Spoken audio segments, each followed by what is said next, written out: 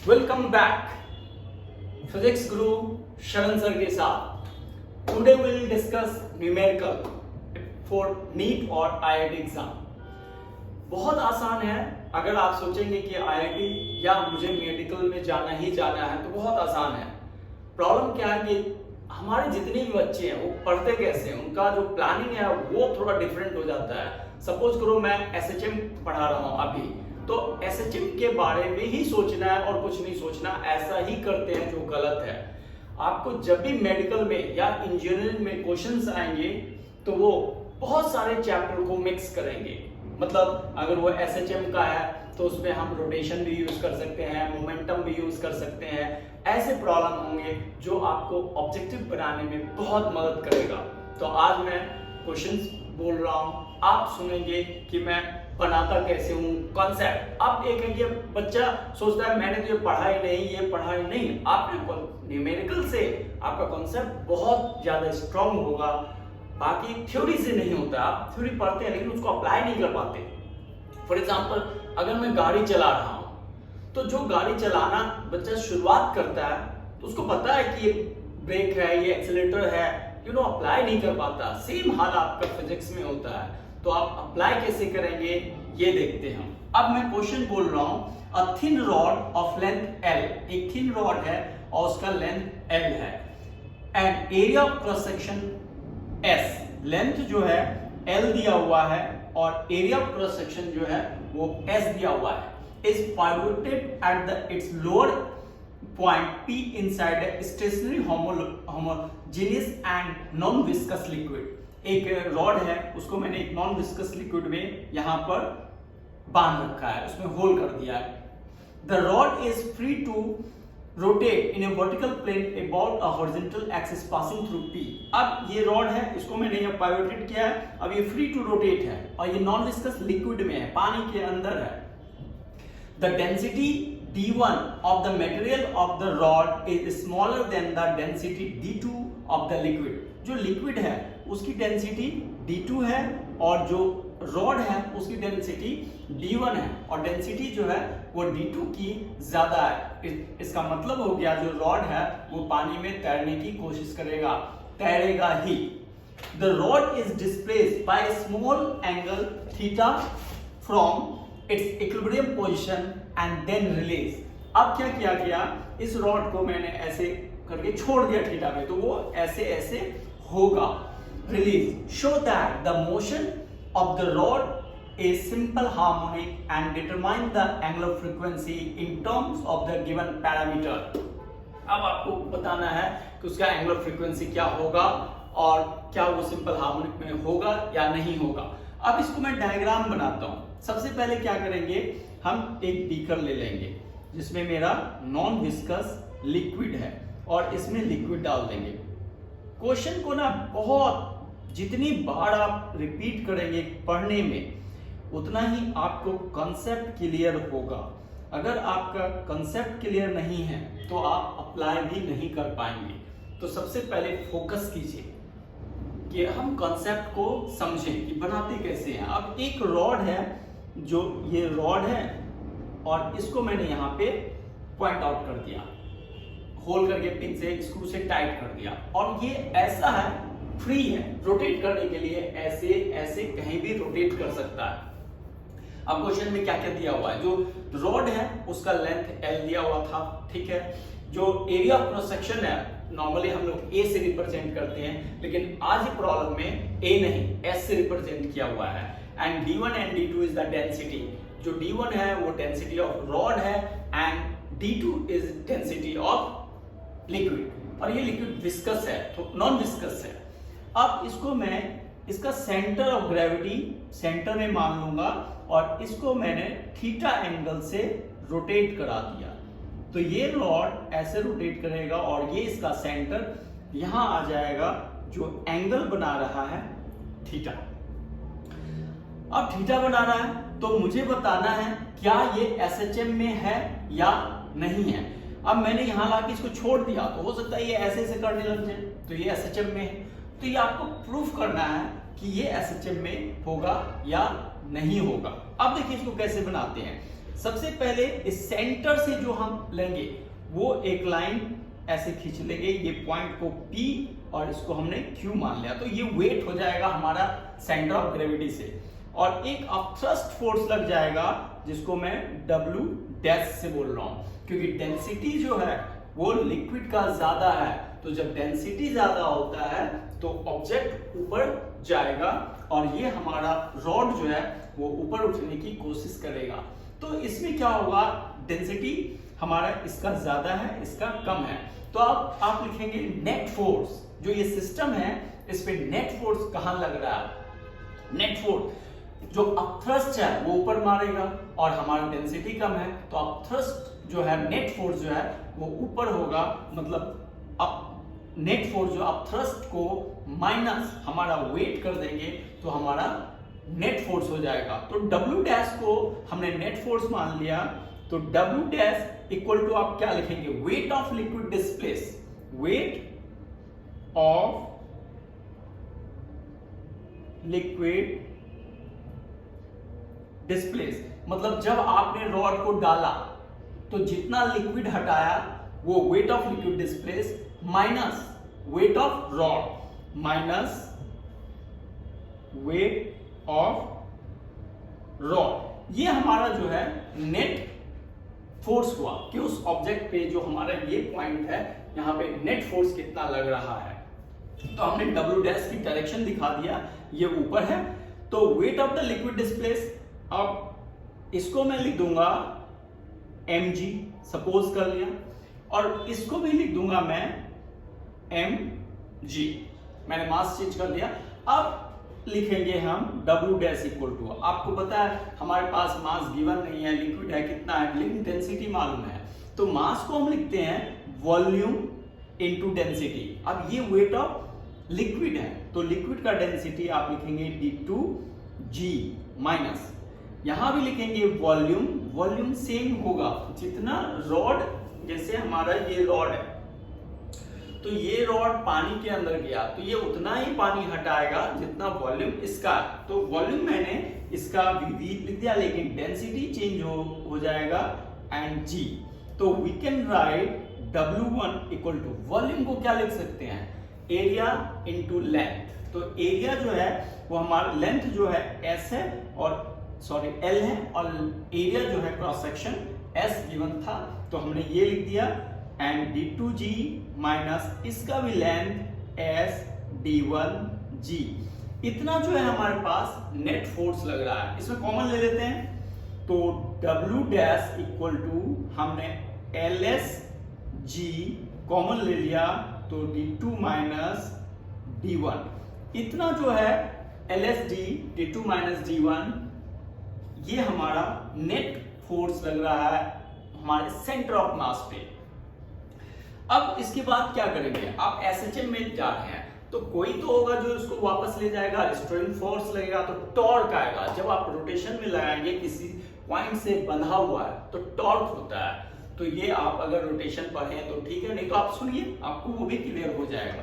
तो यहां पर क्या हम करेंगे, टॉर्क लगाएंगे, तो टॉर्क इक्वल टू होता है फोर्स इनटू परपेंडिकुलर डिस्टेंस, तो यहां जो टॉर्क है आप net force W dash into perpendicular distance आप लिख देंगे PQ, देखिए जो फोर्स है वो ऐसे जा रहा है, परपेंडिकुलर डिस्टेंस ऐसे ले लिया तो टॉर्क ऐसे होगा, इस पॉइंट से घूमेगा, जिस पॉइंट से घूमता है वहां का हम टॉर्क लिखते हैं। तो ये वर्क डन का फॉर्मूला आपके पास ये है, तो आप ये लिख देंगे, लेकिन एक लाइन और मैं बढ़ा देता हूं, वर्क डन। अब PQ का वैल्यू नहीं मालूम है तो आप इसी ट्रायंगल में आप साइन थीटा का वैल्यू लिखेंगे, sine theta equal to perpendicular, अब इस पॉइंट को मैं G लिख देता हूं, मतलब सेंटर ऑफ ग्रेविटी, तो इसी पॉइंट में आप लिखेंगे sine theta equal to perpendicular by hypotenuse, तो PQ बाय PG ऐसा लिख दिया हमने, तो PQ इक्वल टू क्या आ जाएगा, PG साइन थीटा, तो हमने PQ को लिख देना है PG sin theta.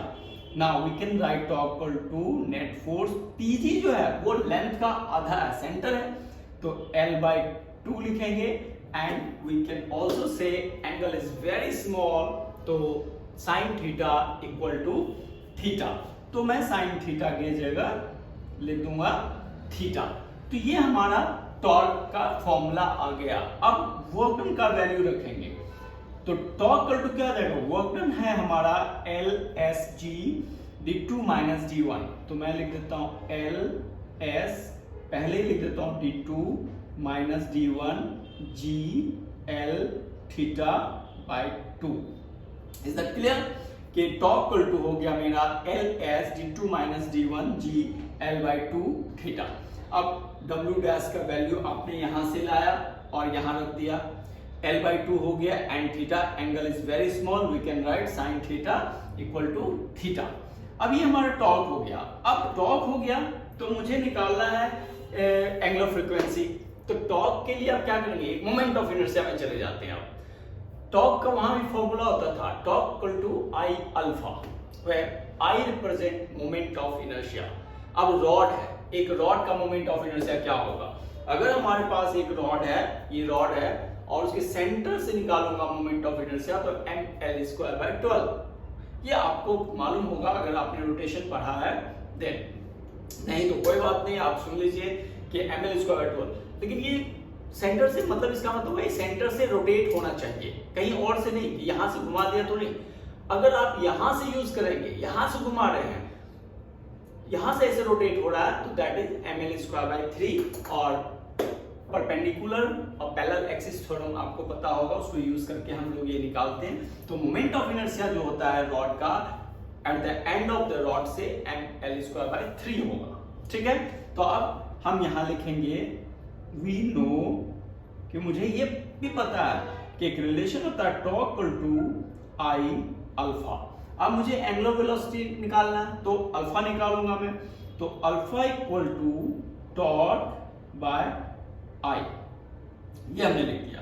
But moment of inertia I equal to of a rod mL²/3 होगा। अब मास आपको नहीं मालूम था, तो अब मास को फिर से लिखेंगे वॉल्यूम इनटू डेंसिटी, तो एल एस ये हो गया मेरा वॉल्यूम इनटू डेंसिटी। आप किसका लेंगे, क्योंकि ये मोमेंट ऑफ इनर्शिया जो है रॉड का है, तो आप डेंसिटी लेंगे d1, ठीक है। तो ये मास हो गया L²/3, ये हमारा मोमेंट ऑफ इनर्शिया निकल गया किसका, रॉड का, LS_d1 L²/3। Now putting the value of I in place of this and putting the value of torque in the place of this, so we can write alpha equal to LS d2 minus d1g L theta by, ये 2 है तो 2 को मैंने यहां लिख दिया, bye moment of inertia, तो moment of inertia हो गया LS d1 L²। अब आप इसको सिंपल सा कैलकुलेशन देखेंगे तो LS कैंसिल हो गया, ये एक L कैंसिल हो गया, तो हमारा अल्फा इक्वल टू बचता है, और ये 3 था जो ऊपर चला गया, LS d1 L और 3 था ऊपर चला गया, तो 3/2, ये 3/2 हमारा हो गया, और इधर हो जाएगा d2 minus d1 by g by d1 into theta, और एक नीचे L बच गया। तो मतलब अल्फा इक्वल टू हो गया 3/2 d2 minus d1 by d1 g L by theta, ये अल्फा आ गया। अब मुझे प्रूफ करना है कि SHM में होगा या नहीं होगा। तो SHM में करने के लिए हम क्या करेंगे, SHM we know acceleration equal to क्या होता था, एक्सेलरेशन इक्वल टू होता था हमारा ω² y या ω² L, आप डिस्टेंस भी लिख सकते हैं। अब ω² ये होता, एक्सेलरेशन को आप क्या लिख सकते हैं, alpha r equal to ω² L लिख देता हूं मैं, लेकिन L से वो भी है तो y ही रहने देता हूं, ठीक है। A equal to alpha r होता था, तो ω² इक्वल टू क्या आ जाएगा, अल्फा इक्वल टू क्या आ जाएगा, alpha equal to ω² y by r। अब आप चले आए छोटे से मैथ्स में, अगर ये एंगल थीटा है, ये y है, ये r है, तो y by r equal to theta, s equal to या y equal to r theta आप लिखते थे, तो y by r equal to theta होगा। ये सर्कुलर मोशन में था। जब आप एंगुलर वेलोसिटी, एंगुलर एक्सीलरेशन पढ़ रहे थे, तो आप देखो ये एसएचएम का प्रॉब्लम है और इसमें मैंने रोटेशन भी यूज कर दिया, सर्कुलर मोशन भी यूज कर दिया, तब जाके बनता है। तभी आप सोचेंगे कि 15 से 20 लाख लड़के अपेयर होते हैं एवरी ईयर, सब नहीं कर पाते। रीजन, वो अप्लाई नहीं कर पाते। आप अप्लाई करेंगे तो आपका मेडिकल 100% होगा, इंजीनियरिंग 100% होगा, और अप्लाई करने के लिए थोड़ा सा मेहनत चाहिए। Therefore we can write alpha equal to omega square theta. मैंने ये लिख दिया alpha equal to omega square theta. अब ये आप माइनस कर देंगे क्योंकि हमारा माइनस में होता था, तो therefore alpha directly proportional to minus theta, which is required condition for SHM. SHM का रिक्वायर्ड कंडीशन है ये। अब मैं अल्फा इक्वल टू इतना है, तो ये पूरे टर्म को आप क्या लिख सकते हो, ओमेगा थीटा। तो यहां तक आपने लिख दिया, तो आप बोल देंगे कि ये सिस्टम जो है वो एसएचएम में है, एसएचएम में हो गया। अब कंपेयर कर देंगे, देयरफॉर ओमेगा इक्वल टू क्या आ जाएगा, omega square equal to 3/2 d2 minus d1 g by d1 l। ये हमारा ओमेगा स्क्वायर हो गया। तो omega equal to 3/2 under root d2 minus d1 g d1 l, ये हमारा रिक्वायर्ड आंसर आएगा। अब हम नेक्स्ट क्वेश्चन की तरफ बढ़ते हैं। नेक्स्ट क्वेश्चन से पहले ये आंसर एक बार हो गया हमारा 3/2 d2 minus d1 g by d1 l, ये आंसर हो गया हमारा एंगुलर फ्रीक्वेंसी का। And theta is directly proportional to theta, alpha is directly proportional theta हो गया, इससे हमें शो हो गया कि ये एसएचएम में है। तो अब एक क्वेश्चन था, नॉर्मल सा था, इसमें हमने क्या किया, सबसे पहले एक रॉड लिया। मैं क्वेश्चन को रिपीट कर रहा हूं, फिर से आपको समझाने की कोशिश कर रहा हूं कि हमने क्या क्या किया। हमने क्या किया कि एक रॉड लिया, इस रॉड को यहां से पाइवोटेड किया और लिक्विड डाल दिया और ये फ्री टू रोटेट ऐसा बना दिया। इसको थीटा एंगल पे मैंने डिस्प्लेस करके छोड़ दिया, तो ये ऐसे ऐसे होगा। तो ये आपको प्रूफ करना है कि ये एसएचएम में होगा, और यही एसएचएम में बनाने के लिए हमने रोटेशन भी यूज किया, सर्कुलर मोशन भी यूज किया। तो ये आपको एक नहीं, ऐसी प्रॉब्लम बनाने से आपको कई प्रॉब्लम बनेंगे, आपसे मतलब खुद ब खुद आपसे ऑब्जेक्टिव बनेंगे, ऐसा लगेगा कि नहीं बनेगा। नेक्स्ट क्वेश्चन पे आते हैं। A body of mass 1 kg is suspended from a weightless spring having spring constant 600। अब हमारे पास एक बॉडी है जिसका स्प्रिंग कांस्टेंट जो है वो 600 दिया हुआ है। तो K इक्वल टू 600 न्यूटन पर मीटर, ये हमारे पास गिवन है। Another body of mass 0.5 kg, मतलब फर्स्ट का मास मैंने नहीं लिखा, फर्स्ट मास जो है वो है 1 kg। एक स्प्रिंग लाइट मास स्प्रिंग, ऐसे ये मास m1 है और हैंग कर रहा है, स्प्रिंग कांस्टेंट 600 न्यूटन पर मीटर है। Another body of mass 0.5 kg जो m2 है 0.5 kg is moving vertically up with a velocity of, इसकी वेलोसिटी जो है वो है 3 मीटर पर सेकेंड। ये m2 है और ये मूव कर रहा है वेलोसिटी 3 मीटर पर सेकेंड से। Hit the suspended body and get itself embedded in it, उसको हिट करता है और उसी के साथ चिपक जाता है। Find the frequency of the oscillation and the amplitude of the system. अब आपको क्या निकालना है कि एम्पलीट्यूड ऑफ द सिस्टम निकालना है और मुझे फ्रीक्वेंसी निकालना है। तो क्वेश्चन को फिर से हम एक्सप्लेन कर रहे हैं कि एक स्प्रिंग है, उसमें से एक मास है वो हैंग कर रहा है, एक दूसरा मास है जो उसके आधे वेट का है और उसको मैंने 3 मीटर पर सेकेंड से उसमें टकराया और उसके साथ चिपक गया, फिर वो साथ साथ ऑसिलेट करने लग जाएगा। तो आपको फ्रीक्वेंसी बताना है। तो पूरा डाटा मैं बता देता हूँ, मास ये सब हमारे पास दिया हुआ है।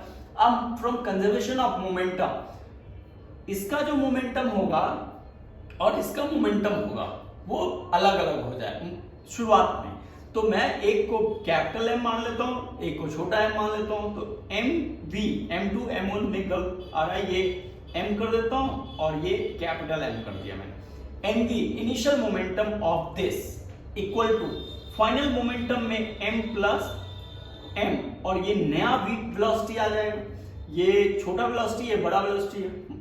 तो आपको ये तो मालूम है 3 मीटर पर सेकेंड है, लेकिन ये नहीं मालूम है तो आपको v निकालना है। तो we can write mv by m plus m, ये हमारे पास वेलोसिटी आ गया। अब फिर से मैं बोल रहा हूं कि जब टकराएगा तो मोमेंटम के अकॉर्डिंग हम जब टकराने के बाद both body up and down frequency निकालनी है, तो ये हमारा उसकी वेलोसिटी होगी टकराने के बाद।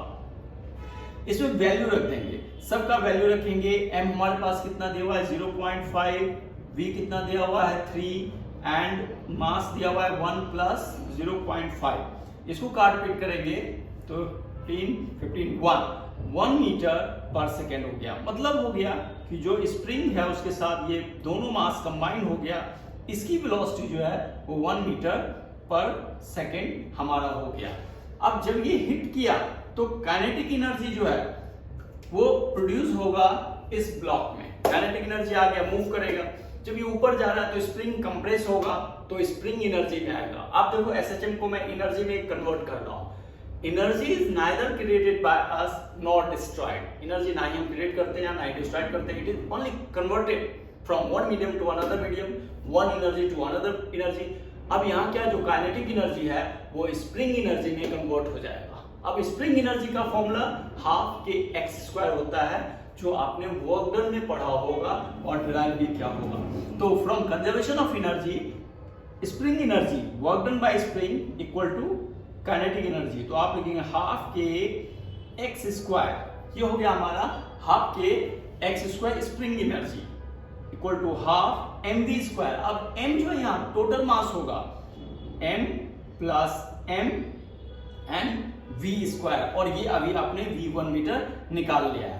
तो इसको सॉल्व करेंगे तो x² equal to m plus m v का स्क्वायर बाय k। तो सबका वैल्यू डालेंगे, आप सबका वैल्यू डालेंगे तो x इक्वल टू आ जाएगा 0.05 मीटर। ये हमारे पास जो वैल्यू है ये x का आ जाएगा कि हमारा x जो है इतना है। तो x हमारा निकल गया। तो अब हमें फ्रीक्वेंसी निकालना है। एम्पलीट्यूड हमारा x हो गया। अब फ्रीक्वेंसी न्यू इक्वल टू होता है 1/2 pi under root k by m। तो यहां पर m प्लस m, क्योंकि मैं हर क्लास में आपको बताया था, लास्ट क्लास में भी time period equal to 2 pi under root m by k, मैं इसी को यूज करके सारे ही न्यूमेरिकल हमने बनाए हैं। तो फ्रीक्वेंसी क्या होता है 1/t होता है। तो न्यू इक्वल टू हो गया 1/2 k हमारे पास कितना 600 बाय m1 1 प्लस 0.5। इसको सॉल्व करेंगे तो न्यू आ जाएगा 10/पाई हर्ट्ज। इतना हर्ट्ज फ्रीक्वेंसी हमारा आ गया। तो अब मैं यही बता रहा हूं कि आप मैक्सिमम लोगों को सब्सक्राइब करवाएं, उनको शेयर करें, ताकि मैं हर बार अच्छे से कोशिश कराऊं और आप 2023 में नीट करें। 2022 तो हमारा सिलेबस ही नहीं होगा, 2023 में आप फर्स्ट अटेम्प्ट में नीट और IIT कर सकते हैं। हर क्वेश्चन में एक पार्टिकुलर चीज है कि आप रिलेट करना सीखिए। जब मतलब एक क्वेश्चन है उसमें हमने रोटेशन भी यूज किया, मोमेंटम भी यूज किया, सर्कुलर मोशन भी यूज किया, तो अगर ऐसा आपका ब्रेन चलने लगा तो आप 100% नीट पास करेंगे। फिर मिलते हैं नेक्स्ट क्लास। Thank you.